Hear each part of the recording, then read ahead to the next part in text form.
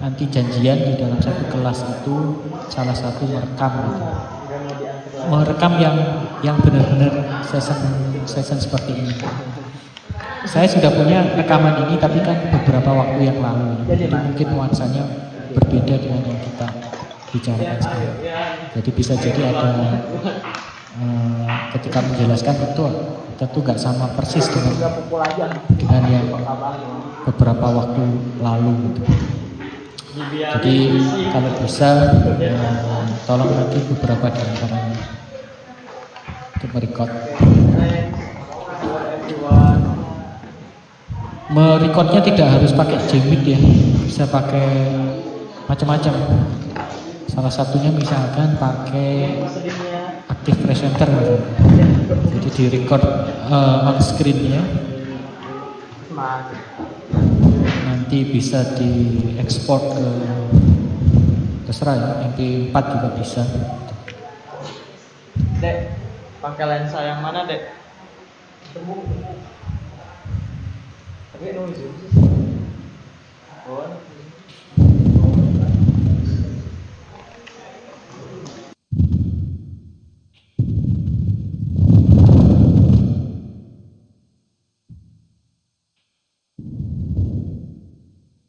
Kalau enggak apa-apa, masih ada sementara ada videonya saya yang sebelumnya.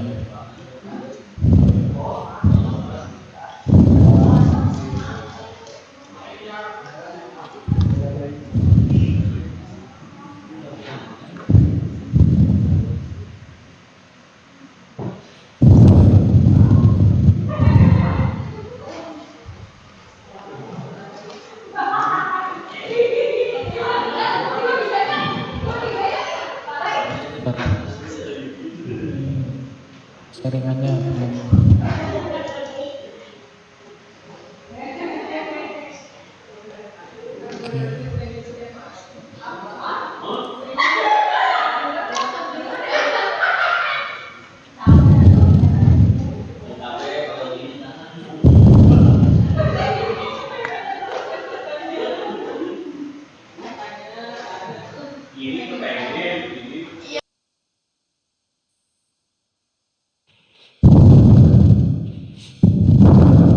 Baik, kita mulai hari ini.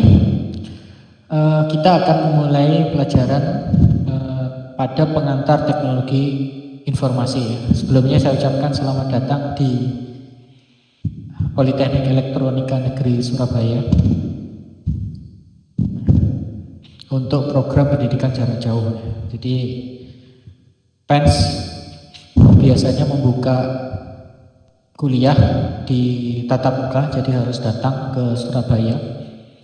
Untuk datang ke Surabaya juga tidak murah juga, Anda harus keluar dari tempat Anda, kemudian mencari tempat tinggal sementara, menyesuaikan hidup dengan lingkungan baru, menyesuaikan hidup dengan teman-teman yang baru. Tentu tidak mudah, tapi juga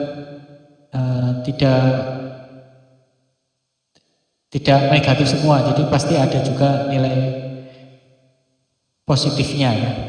Belajar untuk beradaptasi di tempat yang lain, karena bisa jadi di satu tempat kita sudah nyaman, tapi begitu pindah kita perlu beradaptasi gitu. Membantu para mahasiswa yang bisa jadi sudah bekerja atau bisa jadi ingin sambil tetap ada di tempat di rumahnya, tetapi tetap bisa sekolah gitu. Muncullah PJJ ya. Kemudian untuk tahun ini, untuk tahun periode tahun 2022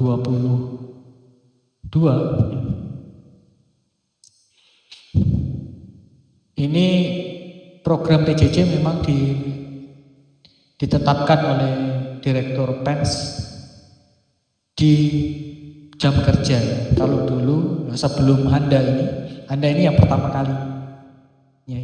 Jadi sebelumnya itu kuliah dilakukan pada sore dan malam hari. tentunya setelah melalui kajian dan kajian yang mendalam dari unsur pimpinan pers, kemudian untuk saat sekarang dicoba untuk di jam kerja. Jadi pengajarnya tetap bisa mengajar tetapi tetap di jam kerja. Tentu ada beberapa penyesuaian ya. Jadi unsur mahasiswa pun tidak semuanya mungkin juga bekerja ya. Jadi dari beberapa yang disurvei oleh PEN sebelumnya ternyata juga tidak banyak sebenarnya yang sambil bekerja. Sehingga akhirnya memungkinkan untuk diubah menjadi ke pagi hari. Meskipun PJJ di pagi hari tetap juga bisa mungkin bagi yang memang tidak bisa melakukan tatap muka di pagi hari untuk bisa tetap mengakses resource-nya, sumber daya materi pelajarannya di sore hari. Mungkin ya tidak terlalu sama persis ya, karena kalau misalkan waktu sinkron seperti ini Anda bisa langsung bertanya, tetapi kalau rekaman tentu Anda tidak bisa bertanya, namun masih diberi kesempatan media untuk bertanya langsung ke dosennya. Untuk beberapa mata kuliah yang kita pelajari di semester 1, salah satunya adalah pengantar teknologi informasi. Tujuannya ini adalah bagian kajian konsep teknologi informasi. Saya perbarui untuk yang tahun 2022 dengan menyesuaikan dengan perkembangan teknologi. Kita tahu perkembangan teknologi sangat pesat. Jadi ilmu IT itu tentu berubah, jadi berubah-ubah sesuai dengan teknologinya. Nah, oleh karena itu, karena sistem teknologinya yang berkembang sangat pesat, maka untuk kuliah seperti ini juga harus ada kerjasama antara institusi dengan mahasiswanya sendiri. Kerjasama dalam bidang apa? Dalam bidang penguasaan ilmunya. Ya. Jadi pengajar diibaratkan beda sama tutor ya. Kalau tutor memberikan sesuatu yang sudah fix, ya. Sudah fix. Ini taruhlah makanan sudah siap, jadi silahkan dimakan. Tetapi ketika kuliah, konsepnya memang disengaja, memang dirancang tidak seperti itu, beda sama kursusnya. Jadi konsepnya adalah mengajak untuk menganalisa juga, mengajak untuk berkembang.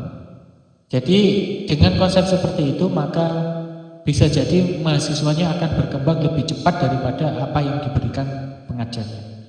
Dapat dari mana? Ya, semua resource bisa digunakan, terutama resource-resource yang terkait dengan online. Contohnya di YouTube, Google itu adalah sahabat itu. Jadi apa-apa kalau ingin tahu informasinya, maka kita bisa mencarinya menggunakan dua media tersebut. Gitu. Nah, dari beberapa hal itu tersebut, maka di tahun ini ya, kita rombak, kita update materi-materinya sehingga muncullah 12 item yang kira-kira akan kita jadikan topik. Jadi ini topik ya. Topik itu saya tidak memberikan bekal teknis ya, tapi ini diskusi, memberikan wawasan kepada Anda tentang teknologi-teknologi yang terkait dengan informasi. Yang pertama adalah teknologi jaringan komputer. Tentu teknologi sekarang itu saling terhubung, terhubung, dan bagaimana cara menghubungkannya tentu tidak terlepas karena kemajuan dari teknologi jaringan itu sendiri. Nah, kita akan mempelajari, ya, mengetahui, berdiskusi bagaimana jaringan komputer itu bisa terbentuk. Tentu nanti di mata kuliah di beberapa semester lagi, di beberapa semester ke depan lagi akan ada mata kuliah yang fokus tentang jaringan komputer. Tapi setidaknya kita yang sekarang kita akan pelajari dalam waktu yang singkat ini apa itu jaringan komputer. Kemudian berikutnya yaitu teknologi virtualisasi. Jaringan komputer berkembang pesat. Namun setelah itu kemudian diikuti yang namanya teknologi virtualisasi. Sehingga dengan teknologi virtualisasi maka semuanya hal-hal yang menjadi kendala di jaringan komputer tadi, beberapa halnya kemudian dicarikan solusinya, dan salah satu solusinya adalah virtualisasi. Contoh misalkan ketika kita memiliki satu perangkat komputer, namun kita membutuhkan beberapa sistem operasi yang berbeda-beda. Nah, kalau sebelum virtualisasi ditemukan, maka kita harus memiliki peralatan berbeda-beda pula, yang lebih dari satu. Tapi dengan cara teknologi virtualisasi maka kita bisa membuat satu device itu digunakan untuk berbagai kebutuhan yang berbeda-beda. Karena hakikatnya mereka sudah dipisahkan meskipun secara virtual. Secara fisik tetap satu, tetapi secara virtual dia berbeda. Nah, nanti akan kita pelajari di seputar virtualisasi. Berikutnya ada kita mengenal tentang teknologi virtualisasi penyedia. Kalau contohnya misalkan sekarang teknologi telekomunikasi, kita pelajari teknologi telekomunikasinya, kemudian siapa yang menyediakan layanannya, menyediakan layanan teknologi komunikasi. Nah sekarang karena sebelumnya di bab kedua kita mengenal tentang teknologi virtualisasi, berikutnya kita akan mengenal tentang siapa sih di balik teknologi virtualisasi tersebut, siapa yang menyediakan jasa layanan teknologi virtualisasi. Ada beberapa perusahaan-perusahaan yang besar, salah satunya adalah perusahaan VMware. Mungkin Anda sudah dengar ya, ada VMware, Citrix dan lain sebagainya, yang dia bergerak di bidang teknologi informasi, spesifiknya adalah di bidang virtualisasi. Berikutnya setelah teknologi virtualisasi berkembang, berikutlah muncul teknologi berikutnya, yaitu yang dinamakan teknologi cloud computing. Jadi semuanya ada di awan, semuanya ada di cloud. Kita menyimpan data, datamu ada di mana? Di cloud, di internet. Artinya kita tidak ada di fisik kita. Data tidak ada pada saya, tapi begitu saya membutuhkannya dimanapun, maka saya bisa mengaksesnya. Itulah prinsipnya cloud computing, artinya komputasi atau perhitungan yang dilakukan di internet. Nah, teknologi cloud kemudian sudah berkembang ya. Mungkin ini 2-3 tahun lagi. Ini pernah saya presentasikan ya di Anda sekalian. Jadi 2-3 tahun lagi, bahkan sekarang sebenarnya juga sudah mulai transfer teknologi ya, dari teknologi yang sebelum cloud menjadi teknologi cloud. Berikutnya adalah mengenal fitur ya. Nah, di apa keuntungan dari cloud computing itu? Karena salah satunya cloud computing itu memiliki fitur yang dinamakan sebagai high availability dan auto scaling. High availability dan auto scaling serta load balancing. Fitur-fitur itu yang semakin membuat powerful dari cloud computing. Di cloud computing powerful salah satunya karena ada fitur high availability, auto scaling dan load balancing. Apa maksud itu? Nanti akan kita pelajari di bab 5. Berikutnya ketika membangun sebuah infrastruktur, ketika membangun sebuah infrastruktur, contohnya misalkan infrastruktur itu kalau fisik jalanan, gitu, bikin jalan, bikin gedung, bikin sekolah, apapun bangunannya, maka yang dilakukan pertama adalah melakukan pekerjaan secara fisik, bangun sendiri gitu. Nah, kalau di internet ada istilahnya adalah membangun infrastruktur itu menggunakan kode. Jadi kita seakan-akan kalau misalkan di jalan-jalan tadi infrastrukturnya jalan, kita punya kode, kita enter, tiba-tiba jalannya muncul sendiri. Jadi kayak di gambar begitu enter tiba-tiba muncul sendiri. Terus kemudian saya mau membangun gedung 10 lantai, saya ketikkan gedung 10 lantai. Lantai pertama terdiri dari 6 kamar, ditulis, ininya ditulis. Lantai kedua ada ruangan auditoriumnya, ruangan A, B, C. Di lantai ketiga khusus untuk laboratorium komputer, di laboratorium khusus untuk studio televisi dan lain sebagainya, itu ditulis. Begitu itu semuanya sudah selesai sesuai dengan kaidahnya, begitu di enter maka bangunan tersebut ada gitu. Dan itu bisa diduplikasi. Nah, bangunan itu maksudnya bangunan yang ada di internet, bangunan aplikasi di internet bisa dibangun dengan menggunakan kode. Jadi nanti kalau misalkan ada perusahaan yang lain, saya tolong bikinkan infrastruktur seperti yang ada di perusahaan kamu sebelumnya gitu. Nah, kita punya source-nya, kodenya tadi. Begitu di enter langsung jadi. Nah, konsep itu yang teknologi itu yang disebut sebagai teknologi infrastruktur as code. Dan ini masih belum banyak dilakukan orang. Tetapi ini merupakan salah satu teknologi yang memang masa depannya seperti itu. Semua yang kita lakukan di internet itu basisnya kode, basisnya code. Jadi tidak ada lagi orang datang. Gimana kalau misalkan satu ruangan dengan ruang lagi dibuat tidak connect jaringan, maka kita tidak melakukan dengan mencabut kabel, tapi kita lakukan dengan kode. Bagaimana supaya data ini bisa dikirim ke negara lain, baik kode dan lain sebagainya. Berikutnya 7, semua itu tidak terlepas juga dari keamanan jaringan, secara jaringan. Nanti ada keamanan, sebenarnya ada keamanan datanya yang diamankan. Kalau misalkan fisik itu ada pejabat di jalan raya, kalau keamanan jaringan maka jalannya yang dijaga.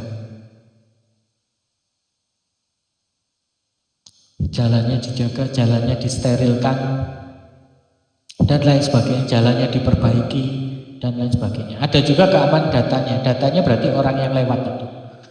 Orangnya dimasukkan mobil, mobilnya dikunci, ya, kemudian depan belakang dijaga, dan lain sebagainya. Jadi orangnya atau datanya, keamanan data. Nah, nanti kita akan sekilas mempelajari tentang keamanan data, dan untuk di semester berikutnya nanti akan diperdalam lagi bagaimana keamanan itu. Berikutnya adalah pelajari tentang sistem autentikasi dan otorisasi. Jadi ketika membuat sebuah aplikasi itu harus jelas bagaimana autentikasinya. Bagaimana memastikan bahwa orang yang mengakses itu dia memiliki identitas yang terpercaya, identitas yang jelas. Jadi dia punya kartu ID dan lain sebagainya. Nah, kalau di kita ya gampangannya punya user dan password. User passwordnya pas. Ada kode-kode lainnya yang digunakan untuk menambah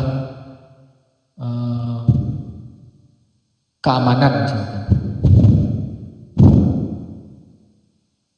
Kemudian otorisasi adalah meskipun orang tersebut sudah bisa masuk ke dalam areanya, misalkan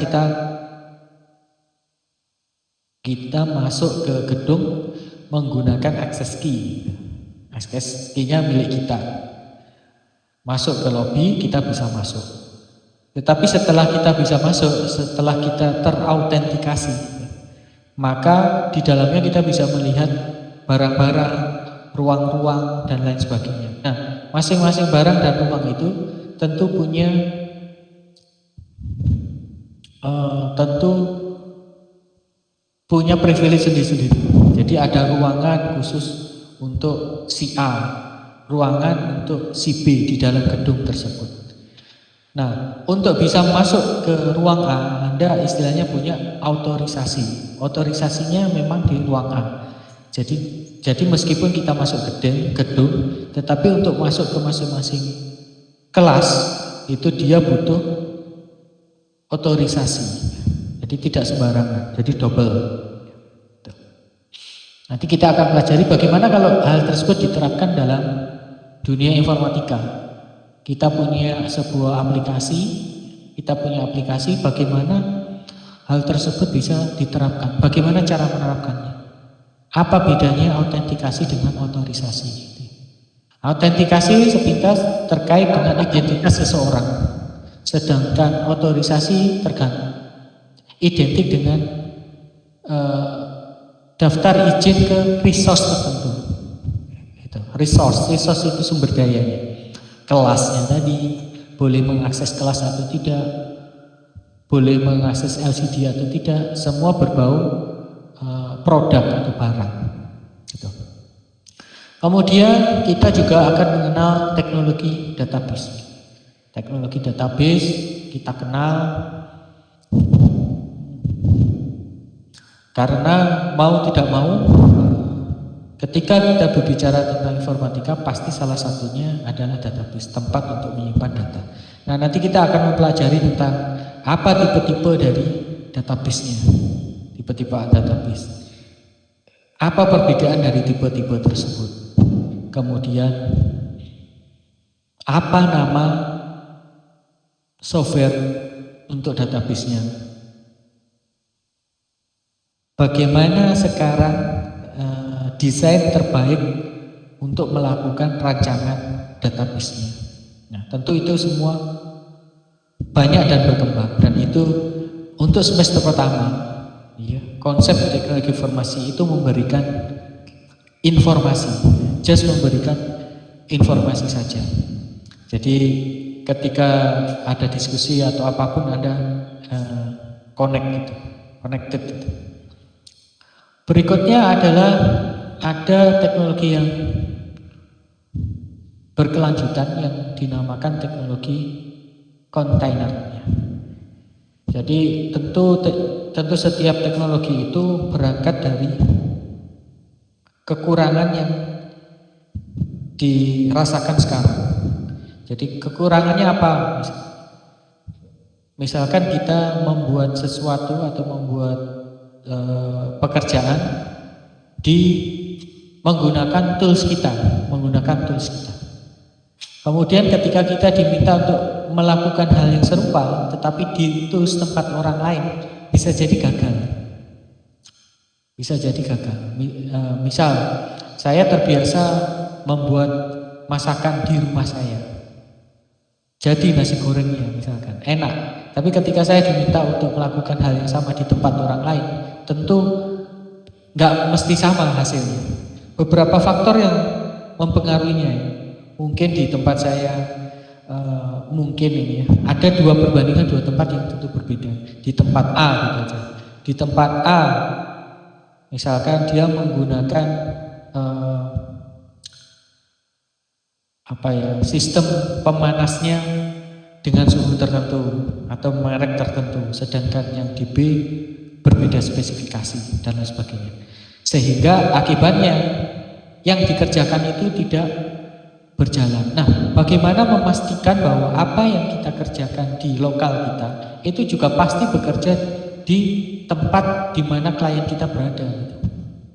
Nah, contoh saya membuat aplikasi di komputer berjalan, tapi ketika aplikasi tersebut dikopikan di tempat yang lain, ternyata tidak berjalan. Nah, problem itu kemudian yang mendasari munculnya teknologi kontainer. Ketika kita bicara kontainer, biasanya ada dua istilah yang akan segera muncul. Satu namanya Docker, dua Kubernetes. Docker itu adalah salah satu contoh kontainer. Ada beberapa nama jenis kontainer yang lainnya, tetapi yang paling terkenal Docker. Jadi nanti akan kita evaluasi bagaimana cara membuat Docker dan lain sebagainya di bab 10. Sehingga nanti ketika ada yang discuss atau ngobrol tentang itu kita sudah paham gitu. Kemudian ada istilah lagi Kubernetes. Kubernetes ini sebuah tool yang digunakan untuk mengelola kontainer. Kalau kontainer kita, contohnya misalkan kontainer itu sebuah box kotak gitu ya, box kotak. Jadi mobil box makanan misalkan, jual makanan itu lengkap dengan peralatan-peralatan dalam mobil tersebut, maka dia disebut kontainer. Bagaimana kalau kontainer ini kemudian dipindah ke tempat lain? Maka dia akan bisa melakukan hal yang serupa karena boxnya sama. Beda dengan kasusnya yang sebelumnya ketika dia hanya membawa ilmunya saja. Jadi ilmunya membuat nasi goreng, kemudian di tempat yang lain dia juga harus melakukannya, tetapi toolsnya berbeda. Nah, dengan adanya kontainer ini maka menjamin bahwa satu produk itu akan bisa dikerjakan di tempat yang lain. Nah, Docker itu tentu saja dalam implementasinya tidak hanya dalam sebuah server istilahnya. Ada beberapa macam. Nah, bagaimana cara mengelolanya? Mengelolanya menggunakan tools disebut Kubernetes. Kubernetes sama Docker ini file open source ya, jadi bisa digunakan secara bebas. Berikutnya lebih ke pendalaman di teknologi cloud, tetapi nyambung dengan sebelumnya. Jadi kalau di bab 10 kita membicarakan kontainer, contohnya Docker tadi. Kemudian pertanyaannya adalah kontainer atau Docker tadi ditaruh di mana, diinstal di mana, gitu. Apakah kita yang menetapkannya atau bisa otomatis? Otomatis itu tempatnya ada di ada yang menghandle, sehingga muncullah kemudian istilahnya namanya Fargate. Fargate itu adalah sebuah seperti kontainer manajemen, pengelolaan kontainer, di mana dengan menggunakan Fargate ini maka kita tidak dipusingkan bagi menempatkan kontainer ini di server yang mana. Contoh misalkan kontainer itu adalah box tadi. Kemudian server itu rumah. Box tadi hanya bisa diimplementasikan atau dijalankan jika box itu kemudian ditaruh di rumah. Jadi bisa dibuka, bisa difungsikan. Nah, kalau manual, sistemnya manual, maka kita akan menentukan box ini saya taruh di rumah mana ya. Misalkan saya punya rumah 5 gitu. Maka box pertama harus saya tentukan, yang box pertama saya taruh di A, box yang kedua saya taruh di B. Dan saya tahu persis di mana rumahnya dari box tersebut. Namun seiring dengan perkembangan, jika boxnya sedikit, maka tidak masalah seperti itu dilakukan. Tapi kalau boxnya banyak, maka kita akan repot untuk mengatur box ini ditaruh di rumah mana saja. Oleh karena itu muncullah kemudian Fargate, di mana dia memfasilitasi. Sudah misalkan kamu hanya kirim boxnya saja. Nanti urusan box ini ditaruh di rumah yang mana, itu urusannya Fargate. Jadi ada orang yang mengelolanya. Tentu kalau misalkan kita bayangkan dengan di fisik, ini akan bermanfaat ya. Jadi ketika kita mengangkut box, kemudian di situ ada 100 rumah, kita belum tahu nih di antara 100 rumah itu mana yang kosong. Bisa jadi kita ngecek satu persatu. Cek 1, oh ternyata sudah penuh, tidak bisa dimasuki lagi. Cek 2, oh sudah penuh. Cek 3, oh sudah penuh. Kok sudah penuh semuanya? Akhirnya Anda merandom misalnya. Sudah kalau gitu saya cari yang 65 gitu. Ternyata 65 penuh juga. Dia nyari lagi 83. Ketika 83 ternyata kosong, maka data dimasukkan. Nah, proses itu kemudian diwakili oleh namanya AWS Fargate. Berikutnya yang terakhir adalah cloud developing. Untuk kita ini D3 ini seperti yang pernah saya jelaskan bahwa target kita ini adalah seorang developer, developer front end, developer back end, developer dan developer cloud terakhir. Sehingga aplikasi-aplikasi yang kita kerjakan di komputer itu akan menjadi sangat powerful ketika kita taruh di cloud. Kenapa? Karena perbedaan hardware-nya. Hardware-nya tentu berbeda antara yang kita miliki dengan hardware yang setara server. Itu di bab 12. Sehingga harapannya ketika selesai ini Anda punya wawasan. Wawasan itulah yang kemudian diharapkan menggerakkan para mahasiswa untuk mencari informasi atau keilmuan bisa dari luar perguruan tinggi, ya, bisa dari YouTube, bisa dari Google dan lain sebagainya, bisa dari tempat-tempat kursus yang online yang free itu kan banyak ya. Kita bisa memanfaatkannya untuk update. Nah, kira-kira seperti itu dimulai dari yang semester yang pertama, yaitu mahasiswa diharapkan mampu menjelaskan tentang apa itu teknologi informasi dan teknologi informasi sebagai awalan, sebagai pijakan untuk sebelum melangkah ke sebelumnya. Jadi bisa membedakan. Bahan kajiannya tentu tentang pengenalan teknologi informasi, sejarah berkembangnya teknologi informasi, dan tren teknologi informasi. Kita lihat dulu definisi dari teknologi informasi. Definisi teknologi informasi adalah sebuah istilah yang mendeskripsikan teknologi-teknologi yang memungkinkan kita untuk satu mencatatnya. Jadi di teknologi informasi maka kita perlu mencatat rekodnya. Nah, sebuah aplikasi maka disebut sebagai aplikasi teknologi informasi jika dia mampu melakukan pencatatan, penyimpanan. Ya, mencatat, menyimpan, mengolah. Apa bedanya mencatat sama menyimpan? Kalau menyimpan biasanya ke sesuatu yang bertahan lama. Kalau misalkan mencatat sesuatu yang bisa berganti-ganti. Ya. Jadi kalau istilahnya komputer, kalau di komputer kalau menyimpan itu storage, tapi kalau misalkan mencatat bisa jadi namanya cache ya.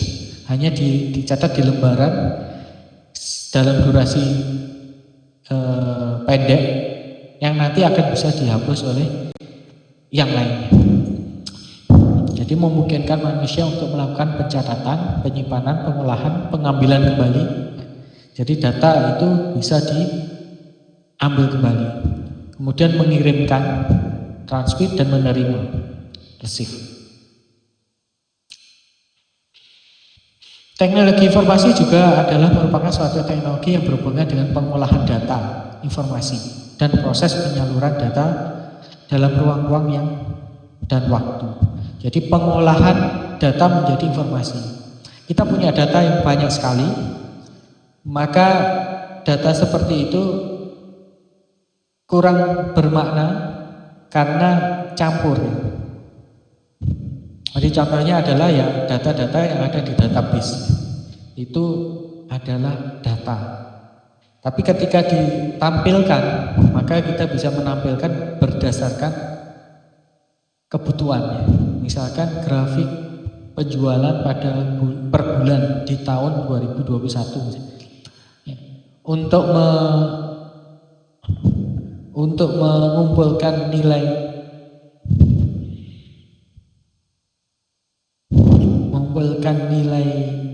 hasil akhir dari data tersebut bisa jadi merupakan kumpulan dari banyak data yang ada di database tadi.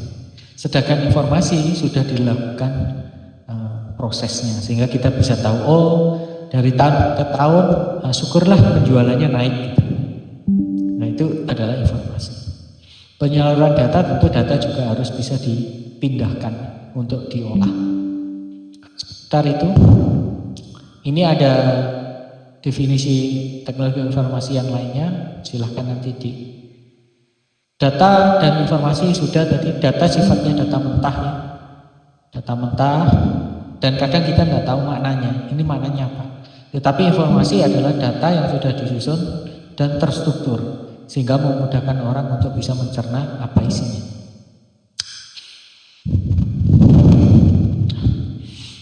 Kemudian teknologi adalah ilmu yang berkaitan dengan seni atau sains dalam pengaplikasian pengetahuan saintifik ke praktek. Ada data mentah, kemudian diproses menjadi informasi. Ada data, diproses informasi. Karena data awalnya, datanya adalah mentah, belum berguna. Sumber-sumber informasi, ini sejarah dari sumber-sumber informasi yang dahulu. Jadi ada radio misalkan, ada media cetak. Saya nggak tahu usia Anda sekarang ini pernah tahu radio nggak ya? Pernah punya radio nggak ya? Jangan langsung HP ya. Jadi ada sumber informasi, ada yang radio, TV, media cetak, video dan lain sebagainya. Ini yang bisa dianggap sebagai sumber informasi. Jadi ada misalkan sebuah tugas akhir, gimana menghasilkan sebuah informasi dengan cara mengekstrak dari sumber-sumber yang lainnya. Ketika sumber itu berdiri sendiri maka dia tidak akan bermakna, tetapi ketika disatu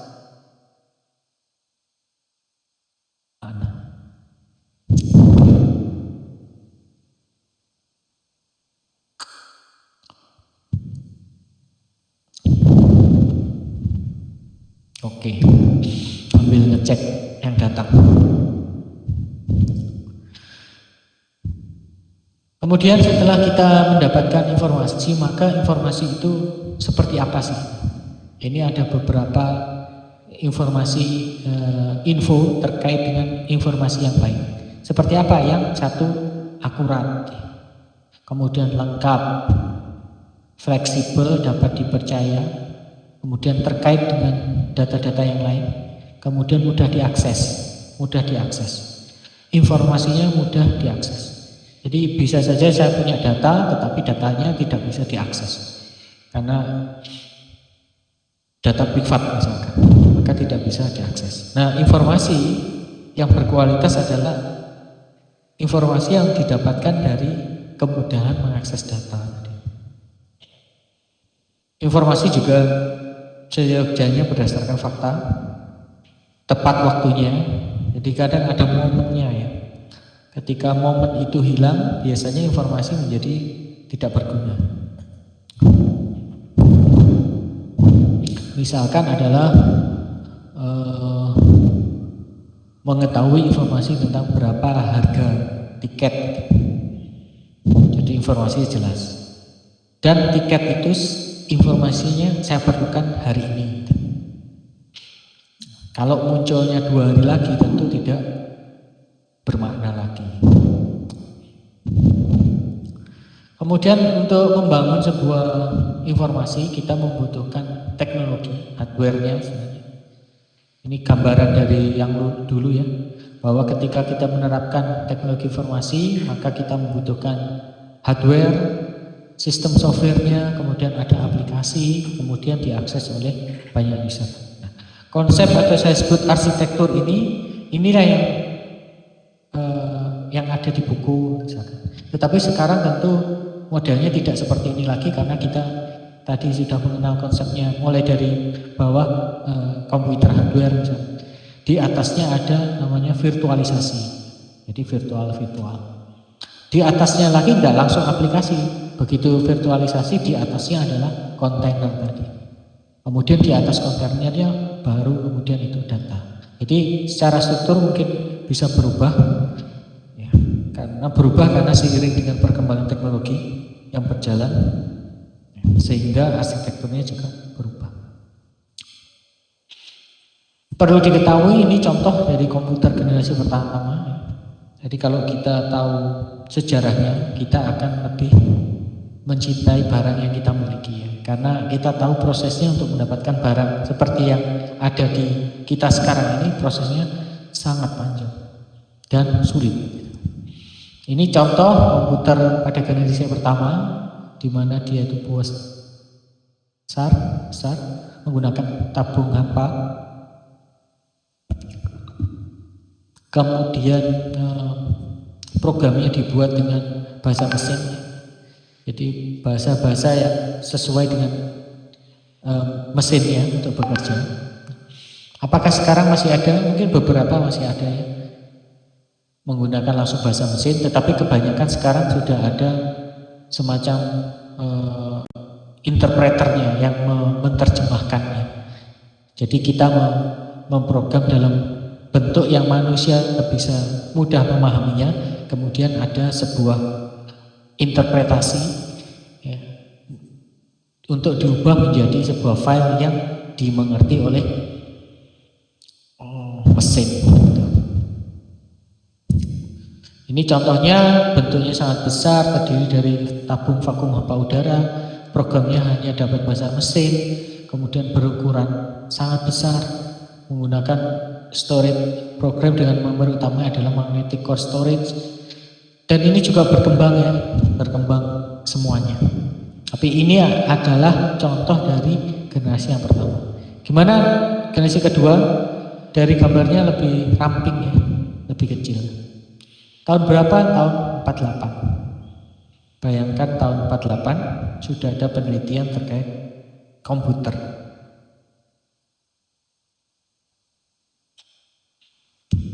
Kemudian teknologi transistor, kemudian tabung udara, dan lain sebagainya. Kemudian setelah itu bahasanya juga bermunculan. Kalau sebelumnya adalah bahasa mesin, sekarang timbul kemudian bahasa yang lebih bahasa lain selain bahasa mesin ya. Ini disebutkan ada COBOL, kemudian ada Fortran, ada Argo, itu dulu ya, generasi kedua. Kemudian setiap generasi kemudian berkembang. Generasi ketiga sudah terbentuk sebuah komputer dengan bentuk yang lebih kecil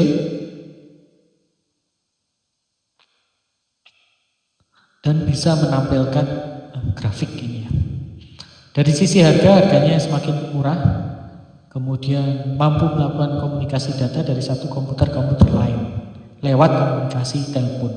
Jadi dulu masih menggunakan telepon di generasi ketiga. Generasi keempat sudah mengenal yang istilahnya IC, tujuannya untuk pengembangan menjadi lebih jelas, terus membuat lebih kecil ukurannya dan lain sebagainya. Kemudian ada istilah large scale integration, dapat membuat ratusan komponen dalam satu chip ya. Jadi dalam satu chip kecil, tapi di situ diisi logika-logika dari software yang banyak. Ya, jadi istilahnya large scale integration. Kemudian tahun berikutnya sudah large scale integration, ditambahi very large scale integration, sehingga bisa memuat komponen-komponen jauh lebih besar dalam sebuah chip ya. Berikutnya adalah ULSI, meningkatkan jumlah tersebut menjadi jutaan. Jadi mulai pertama LSI dapat menampung komponen ratusan, kemudian ada VLSI, kemudian ada ultra large scale integration, kira-kira seperti itu sampai sekarang ya. Ini beberapa contoh dari hardware, Anda bisa cek sendiri. Ada yang disebut sound card, VGA card, prosesor, memori, CD-ROM, hard disk, mainboard. Mungkin untuk kedepannya yang kita cermati lebih lanjut adalah pertama adalah hard disk. Nanti ada hard disk, ada bab khusus yang menyatakan itu. Kemudian ada CD-ROM dan lain sebagainya. Berikutnya adalah TNFB software. TNFB software disebut juga dengan perangkat lunak, software perangkat lunak. Merupakan kumpulan beberapa perintah yang dieksekusi oleh mesin komputer dalam menjalankan pekerjaan. Jadi kita melakukan coding, kemudian hasilnya adalah sesuai yang kita inginkan.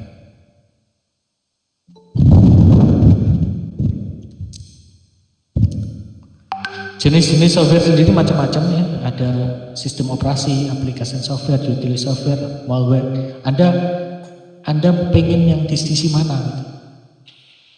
Kalau di sisi operasi ya, contohnya ini Linux. Jadi ada administrasi Linux ya, administrator Linux. Kemudian ada Ubuntu, ada iOS dan lain sebagainya. Fokus kepada bagaimana sistem operasi bekerja. Sehingga dialah yang akan menangani, dia lebih tahu trouble-nya. Berikutnya adalah aplikasi software. Saya nggak mau mengoperate sistem operasinya. Sistem operasinya ngikut aja sama yang ada sekarang. Cuman yang akan saya bangun adalah sesuatu yang di depannya, yang di atasnya yang bisa memberikan manfaat yang tertentu pada orang lainnya. Jadi aplikasi termasuk software. Kemudian software utility ya digunakan untuk membersihkan file dan virus dan lain sebagainya. Malware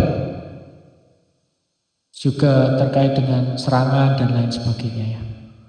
Atau malfunctionnya kenapa tidak berjalan, ya, itu semuanya terkait dengan pendeteksian dan perbaikan.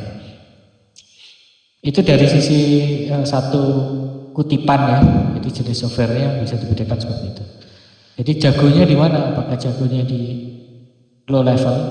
Low level itu untuk operating systemnya jago, kemudian untuk peralatan hardware jago. Tetapi biasanya kemudian di atasnya kurang, misalkan level aplikasinya. Ini contoh sistem operasi. Kalau di sini sistem operasi ya, aplikasi software. Nah, karena kita masuk ke sistem operasi. Sistem operasinya contohnya. Ini yang paling sering digunakan aja ya. Windows.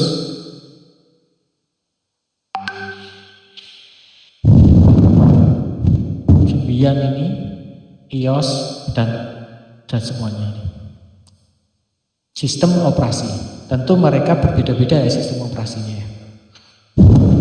Karena mereka menguasai teknologinya, maka mereka mampu meluncurkan sistem operasinya sendiri.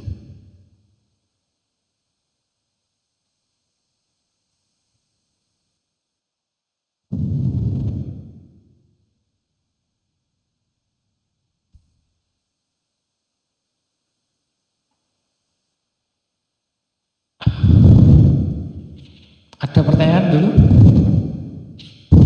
Diskusi atau belum? Kalau enggak saya lanjutkan dulu. Aplikasi software. Nah, aplikasi software ini banyak sekali. Jadi aplikasi-aplikasi yang untuk menyelesaikan tertentu ya. Baik itu dikerjakan oleh perusahaan-perusahaan yang besar atau misalkan kita juga bisa membuat sebuah aplikasi software. Perusahaan besar misalkan gimana? Satu, untuk terkait dengan Office. Sudah ada perusahaan yang membuatnya, namanya Microsoft Office. Terkait dengan menggambar, ada Photoshop. Terkait dengan membuat web, Dreamweaver. Nah, teknologi itu semakin lama semakin berkembang. Jadi ada kalanya satu teknologi itu kemudian mengalahkan teknologi yang lainnya. Contoh misalkan Dreamweaver. Zaman saya kuliah ini populer ya, karena membantu untuk membuat aplikasi web gitu. Nah sekarang nggak seperti itu. Sekarang muncullah istilah-istilah seperti bootstrap misalnya. Dengan menggunakan bootstrap itu jauh menghemat waktu kita karena desainnya sudah ada. Tinggal kita meletakkan sesuai dengan kebutuhan kita. Tapi dasarnya sudah ada. Berikutnya ada Google Chrome untuk browser, database server aplikasinya, sebuah software yang digunakan untuk menyimpan data. Seperti phonebook ya. seperti di buku kita catat bukunya, kita bawa kemana-mana. Maka itu adalah penyimpanan data atau database. Berikutnya adalah application vision. Kalau misalkan tertarik di situ ya. Kalau sekarang sudah dihapus karena fokusnya D3 memang ke sistem informasinya ya. Terkait dengan vision dihilangkan. Pada vision juga ada kalanya banyak program-program itu juga terkait dengan vision ya. Satu, misalkan merekam lingkungan. Dua, mengenali seseorang berdasarkan wajahnya atau berdasarkan lekuk tubuhnya. Jadi dari belakang sudah tahu ini namanya siapa.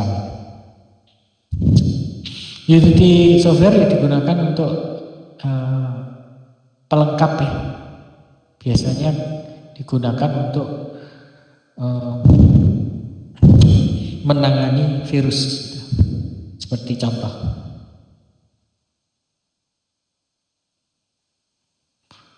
Nah, malware adalah sesuatu yang merusak misalkan.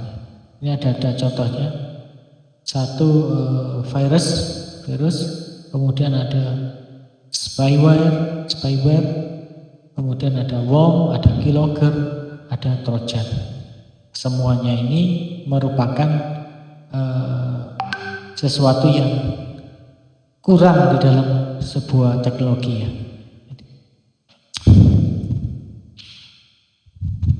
Oke, saya stop. Saya ada beberapa file ya. Nanti saya kirimkan ke Anda, tapi kira-kira seperti itu. Sebentar. Saya masukkan lagi.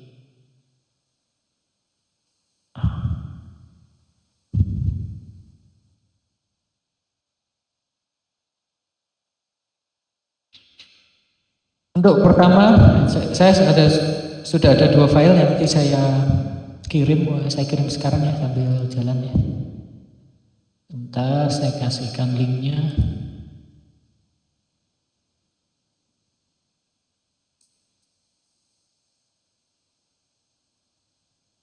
Sambil disiapkan ada pertanyaannya, tanya jawab ya.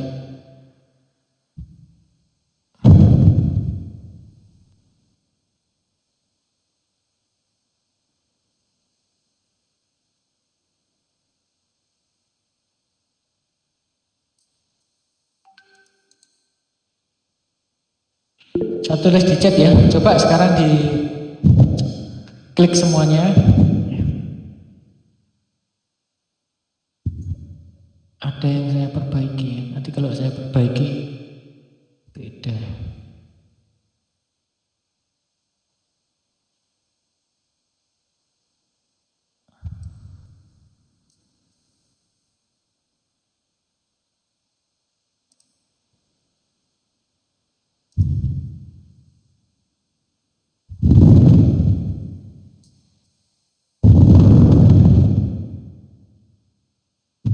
Oke, sebentar. Saya cobanya dulu.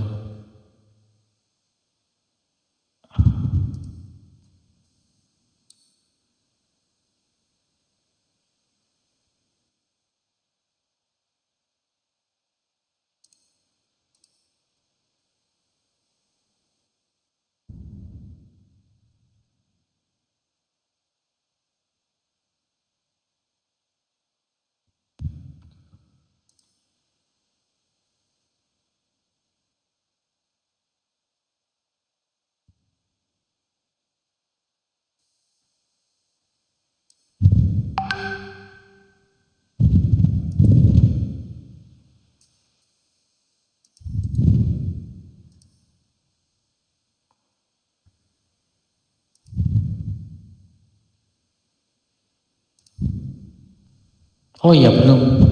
Maaf. Masih restricted.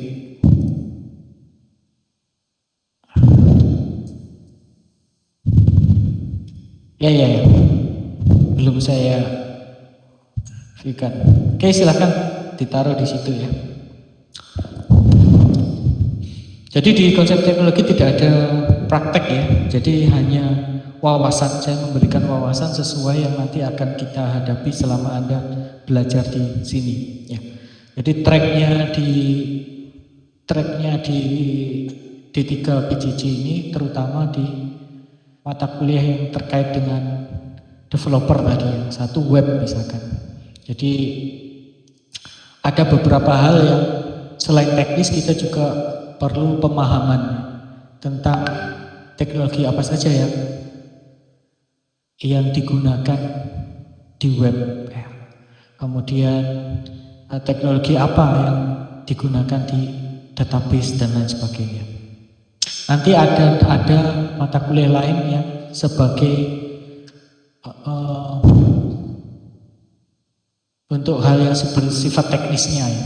Jadi ada pemahaman, kemudian nanti disusul dengan teknisnya. Karena kalau semua serba teknis, nanti tidak bisa mengira-ngira kira-kira dibawa kemana. Jadi sebelumnya diberikan gambaran. Untuk memberikan gambaran selama kuliah di sini, kita ada dua mata kuliah yang saling berpartner, yang saling melengkapi, yaitu konsep teknologi informasi, satunya dasar sistem informasi. Kedua mata kuliah ini memang didesain untuk memberikan informasi tentang teknologi yang terkini dan sistem informasi yang terkini, kira-kira seperti itu. Memberi informasi ya, bukan mencoba ya. Bukan mempraktekkan. Prakteknya silakan Anda lakukan dan akan dibantu di mata kuliah yang lain.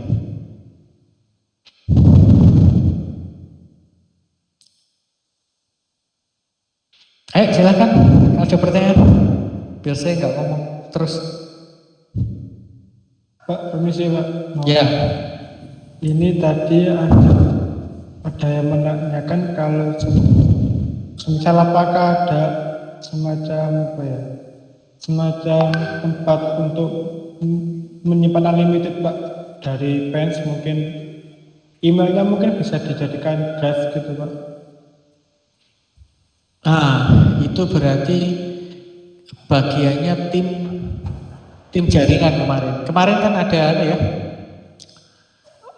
nggak diinformasikan itu oleh tim jaringannya fans. Tapi masih belum ada tindakan lanjutnya Pak, maksudnya gitu Pak. Jadi masih nggak tahu. Oke. Nanti saya tanyakan kalau misalkan ada permintaan mahasiswa terkait dengan resource ada di PENS terkait email penyimpanan data, gitu ya maksudnya ya. Penyimpanan data gimana caranya? Iya Pak, ini lebih tepatnya ini nanti buat penyimpanan Zoom ini loh Pak. Maksudnya kan ini kan berat nanti untuk rekamannya, jadi membutuhkan data yang unlimited. Ya, pertanyaannya apakah PENS memberikan fasilitas seperti itu, gitu kan ya? Ya, bisa iya, bisa tidak ya. Karena itu di luar akademik ya. Artinya kalau penyimpanan data urusannya pribadi. Oke, sekarang kita terkait dengan materinya aja. Ada lagi silakan yang lainnya. Misalkan tanya, Pak, sekarang berkembang yang namanya front end ya kayaknya ya. Apa yang dimaksud dengan front end misalkan?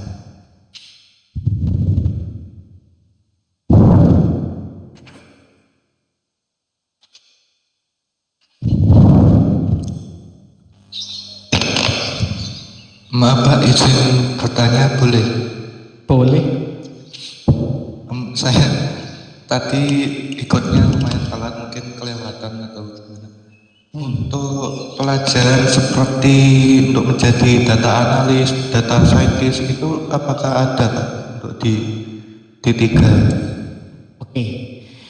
Terima kasih jawabannya, menarik.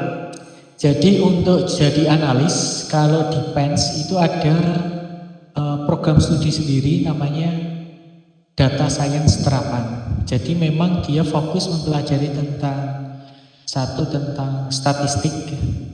Bagaimana cara kita ketika kita punya data, bagaimana cara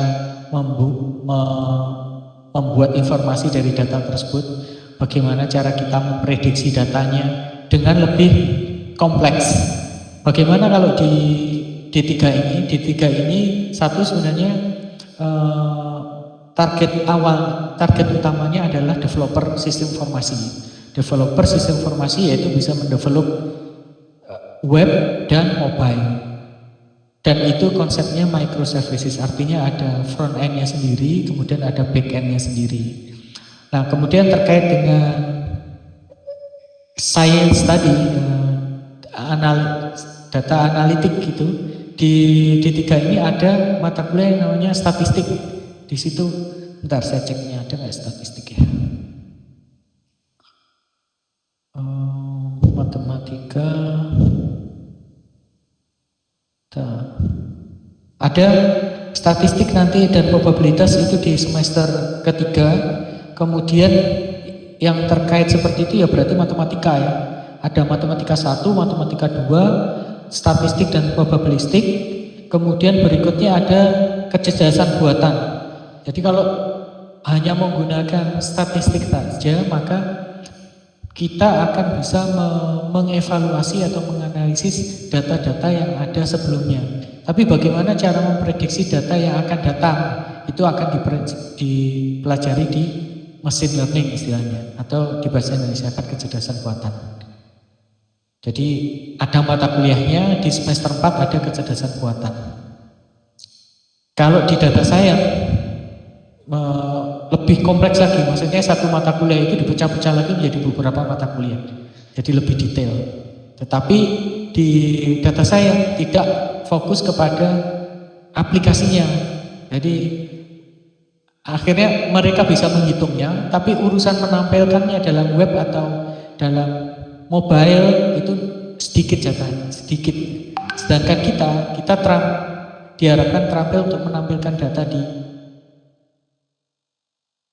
kita tampilkan itu hasil perhitungan yang itu hanya dapat itu tadi.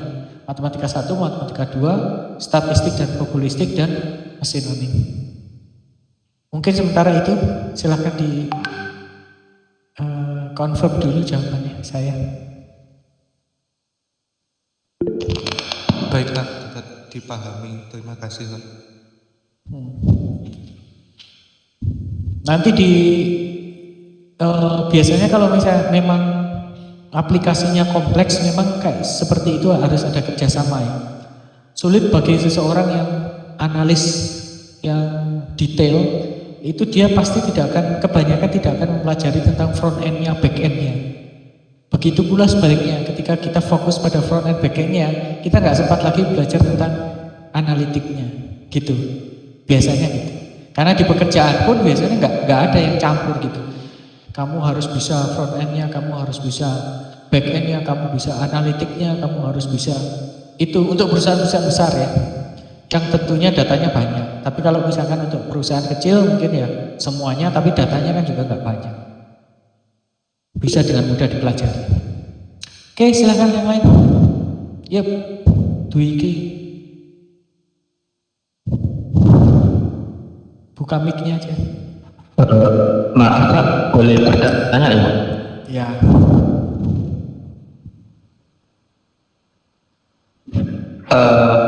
Untuk yang slide sebelumnya, yang bahan kajian konsep teknologi informasi nomor 11 sampai 15 itu dipelajari di semester berapa ya Pak? Oke, saya kembali ke slide.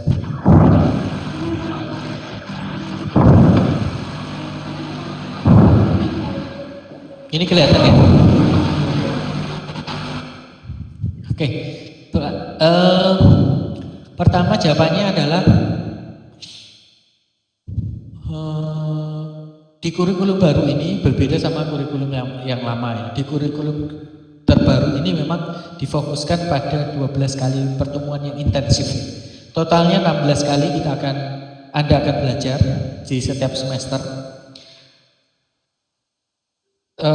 Terdiri dari 12 kali kuliah tatap muka seperti ini, sinkron. kemudian ada UTS, ada UAS, berarti sudah 14 ya, 12 kali kuliah, ditambah UTS, ditambah UAS, jadi kuliahnya jadinya cuma 12 kali, sehingga kemudian dari 15 yang sebelumnya 15 kali, ini totalnya 14 kali, totalnya ini adalah 16 dikurangi UTS dan UAS, jadinya 14 kali. Sekarang jadikan 12 kali ya, supaya nanti sisanya dibuat untuk ada review, supaya sempat melakukan review tentang nilai, tentang materi-materi sebelumnya, itu ada satu sesi khusus gitu. Nah, ada beberapa materi yang kemudian ini dilebur ya. Ada dilebur dan ada yang dikurangi. Contohnya misalkan untuk teknologi computer vision ini memang teknologi yang terkait dengan pengolahan gambar dan video. Sedangkan di kita, di D3 kita fokusnya adalah pada di sistem informasi, pengolahan data. Jadi bukan pengolahan video ketika misalkan kita pasang CCTV, misalkan ada orang lewat, kemudian kita bisa mendetek kira-kira itu siapa ya, gitu. Tapi kalau misalkan Anda nanti di sesi tertentu bertanya kepada saya, akan saya jawab. Saya tergantung dari waktunya. Kalau waktunya memungkinkan pada satu sesi, itu bisa kita ungkap kembali gitu. Tapi sekarang saya memang lebih fokus kepada menyiapkan Anda di sisi pemahaman untuk sistem informasi, teknologi-teknologi apa yang akan digunakan selama Anda sampai lulus ini dalam rangka menjadi seorang developer. Begitu dulu mungkin jawabannya. Silahkan kalau di-convert ulang, ditambahi, kurang, gimana? Maaf Pak, berarti nanti misal ada pertemuan itu intens ke situ ya Pak? Maksudnya tiap bahan kajian tadi? Ya, bahan kajiannya jadi seperti ini. Ini yang lebih terbaru. Jadi contohnya misalkan di sini tidak ada infrastruktur as a code. Padahal sekarang itu lagi booming. Ketika kita membangun sebuah aplikasi, maka idealnya infrastruktur yang ada itu, yang mendukung itu sudah ada code yang kita miliki, sehingga kita tidak membangun mulai dari awal. Nah, contohnya seperti ini yang tidak ada di yang lalu, tetapi justru ini lebih penting menurut saya seperti itu. Terus kemudian teknologi kontainer di sini sepertinya tidak ada. Tapi sekarang kalau kita bekerja di perusahaan-perusahaan besar sebagai seorang developer, maka tentu developernya kan banyak.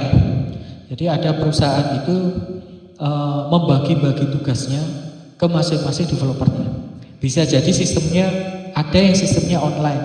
Jadi kerjanya dari rumah, kemudian disetor ke sebuah perusahaan. Nah, bagaimana cara perusahaan itu menyatukan hasil pekerjaan dari masing-masing programmer yang bisa jadi tersebar di seluruh dunia, padahal mereka nggak pernah komunikasi, maka diperlukan yang namanya teknologi kontainer itu, sehingga kecil-kecil tapi kemudian nanti ada yang menyatukan kembali. Nanti ya, mungkin ya bahasanya seperti itu. Mudah-mudahan paham. Baik Pak, berarti mungkin untuk semester 1 masih belum ada, tapi kayak semester yang akan datang mungkin ada pembahasan ini nanti ya, kayak semacam Ya, kalau contohnya misalkan teknologi infrastruktur as a code yang akan kita pelajari di semester 4 namanya mata kuliah aplikasi dan cloud. Contohnya misalkan teknologi database sudah mulai ada yang semester 2, 3, dan 4. Tapi beda-beda ya, beda-beda yang dibahas. Pertama misalkan yang database yang pertama semester 2 itu terkait dengan desain. Jadi kalau kita punya masalahnya apa? Oh, di tempat saya misalkan saya punya perusahaan saya ini jual daging sapi ke seluruh Indonesia gitu. Gimana sistem desain database-nya? Nah, dipelajari di semester 2 gitu. Nah, nanti di semester 3 lain lagi, setelah desainnya jadi, kemudian kita membuat aplikasinya jalan, gimana membuat supaya reaksi aplikasi ini terhadap database itu menjadi cepat gitu. Jadi nggak lambat gitu. Gimana membuat supaya kode kita itu cepat menghasilkan data yang diinginkan, memproses database-nya cepat. Nanti muncul istilahnya programming di dalam database, ada istilahnya ada prosedur, function, trigger di dalam database. Terus kemudian ada di semester keempat ada workshop administrasi database. Itu lebih ke bagaimana cara mengelola database dan mengetahui arsitektur atau membangun database secara hardware-nya. Saya butuh berapa mesin sih database-nya? Butuh 2 mesin, 3 mesin. Bagaimana antar mesin ini saling berkomunikasi? Itu masuk ke yang namanya teknologi database. Padahal kita cuma punya 1 kali mata kuliah, tapi itu nanti diterjemahkan menjadi 3 mata kuliah lain di semester berikutnya. Semester 2, 3, dan 4. Menjawab nggak ya jawabannya ya? Menjawab Pak, terima kasih banyak infonya. Oke, kadang kalau sudah ngomong kadang nggak lali pertanyaannya tadi apa ya? Cocok enggak ya jawabannya ya? Syukurlah kalau cocok. Oke, nah kayak seperti ini menurut saya lebih penting ya. Karena Anda tidak mengambil dari saya sesuatu yang sifatnya bisa Anda cari sendiri di internet. Tetapi yang Anda cari adalah poin-poinnya. Saya ini mau dibawa kemana sih? Mau ke sini itu apa gitu. Contoh misalkan saya katakan tadi, infrastruktur as a code itu apa? Infrastruktur itu adalah sebuah cara membangun sebuah infrastruktur dengan menggunakan code. Kenapa kok harus menggunakan code? Kenapa enggak cara yang sekarang tidak menggunakan code? Memang kenapa harus menggunakan code? Apa kelebihannya? Ya mungkin seperti itu yang lebih banyak digali dari saya. Sehingga setelah Anda fix tahu, Anda bisa langsung browsing ke internet. Cari sendiri infrastruktur as a code. Oh, yang dimaksud itu seperti ini. Tapi awalnya Anda mengetahui keyword infrastruktur as a code kan dari kuliah ini. Itu ya. Sebelumnya mungkin nggak pernah kepikiran. Nah, itu yang harus Anda banyak gali dari pengajarnya. Ada satu sisi yang memang Anda harus belajar sendiri. Karena kalau semua diberikan, yaitu tadi saya bilang, kalau database-nya kita berikan semuanya bisa 3 semester, itu terus. Padahal teknologi yang ada itu tidak hanya database saja, ada teknologi kontainer. Ya. Kalau teknologi kontainer diberikan lengkap juga akan bisa 2 semester. Nah, Anda harus cermat. Mending saya ambil adalah poin-poinnya saja. Saya tahu artinya itu apa, fungsinya untuk apa. Setelah saya paham, akan saya cari sendiri di internet. Selesai paham. Kemudian cari lagi ke saya. Kira-kira ada istilah apa lagi? Jadi pertama tadi ada istilah Docker. Oh, ada istilah lagi namanya Kubernetes. Tanya lagi, Kubernetes itu apa? Kubernetes itu adalah cara untuk mengorganize atau mengorkestra Docker-Dockernya. Kenapa kok harus diorkestra? Kalau jumlah Dockernya sedikit, tidak masalah. Tapi kalau Dockernya sudah 100, 200, kita akan kesulitan untuk mengelolanya. Maka kita butuh sebuah tools untuk mengelolanya. Salah satunya yang open source namanya Fargate. Kubernetes tadi. Nah, nanti kemudian sudah paham itu, Anda cari lagi di Google-nya. Sehingga akhirnya Anda akan mendapatkan pengetahuan yang lengkap ya. Idealnya harusnya seperti itu. Jadi pengajarnya, terutama yang teori ini, diajak sebagai teman untuk berdiskusi ya. Kalau saya katakan tadi teknologi informasi adalah bla bla bla bla, gampang itu dicari di Google juga banyak ya. Tetapi poin-poinnya yang perlu Anda benar-benar ambil dari pengajarnya. Oke, silakan ada lagi.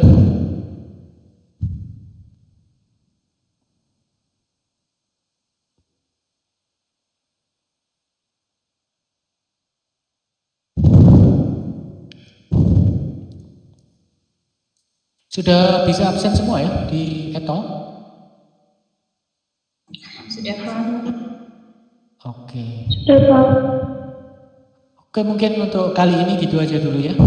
Nanti silakan dipelajari, nanti berikutnya kita akan sesuaikan ya, sedikit demi sedikit ya. Materinya seperti ini. Yang pertama kita mengenal tentang teknologi komputer. Ya. Seperti itu. Kalau kurang, dapat saya dari situ, kalau kurang Anda cari di Google dan lain sebagainya dapat.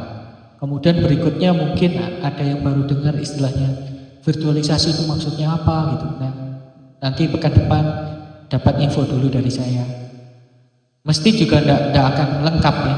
Nah setelah dapat info itu Anda bisa cari berikutnya.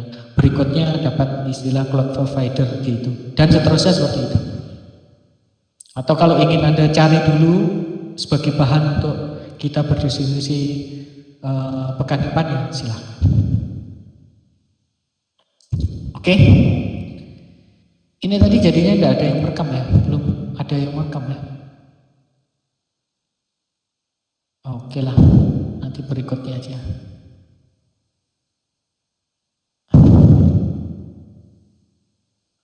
Baik, kalau nggak ada pertanyaan dulu, mungkin hari ini kita bisa sudahi ya. Sampai jam berapa ya? Itu coba saya cek. Sampai jam 11.40, lupa Pak. saya. 10.40, Pak. Jadwalnya itu.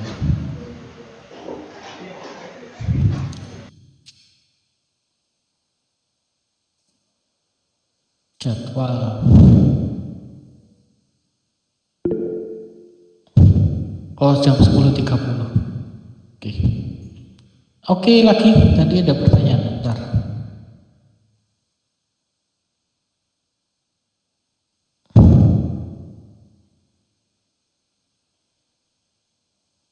Ada lagi tadi.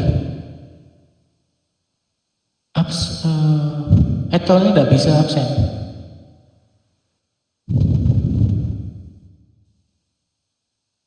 Tapi login bisa ya?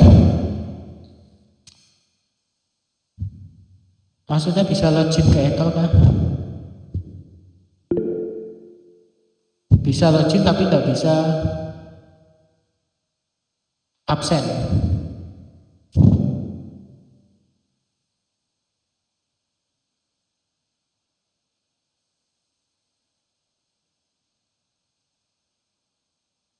Tidak apa-apa lah, nanti aja lah. Oke, lagi error. Di mata kuliah yang lain juga tidak bisa login kah? Tidak bisa absen kah? Atau di mata kuliah ini saja?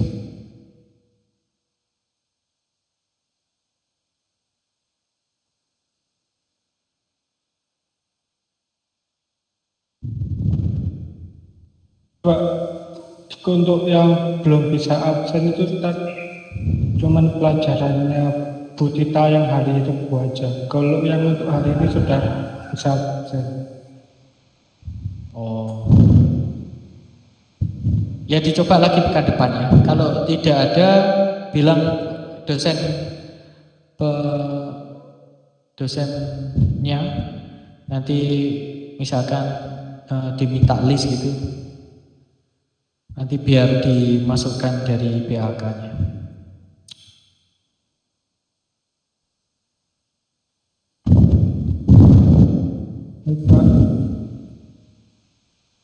Itu tadi jawabannya. Docker digunakan untuk membungkus aplikasi supaya dia bisa digunakan di mana-mana. Jadi kalau aplikasi itu kan, kalau misalkan di komputer saya jalan, terus saya pindah aplikasinya di komputer punyamu, kan belum tentu jalan, ya.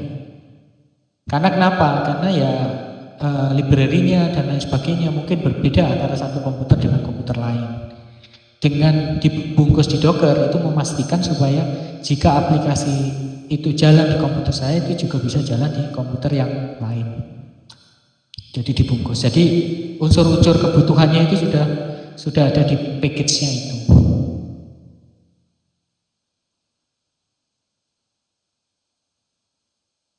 Ya nanti pada waktunya kita akan belajar itu. Oke, ada lagi yang lainnya?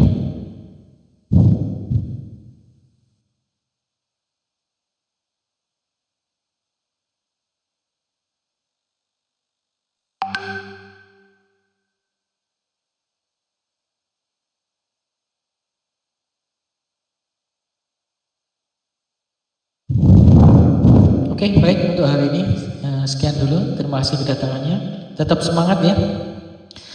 Jadi hal-hal yang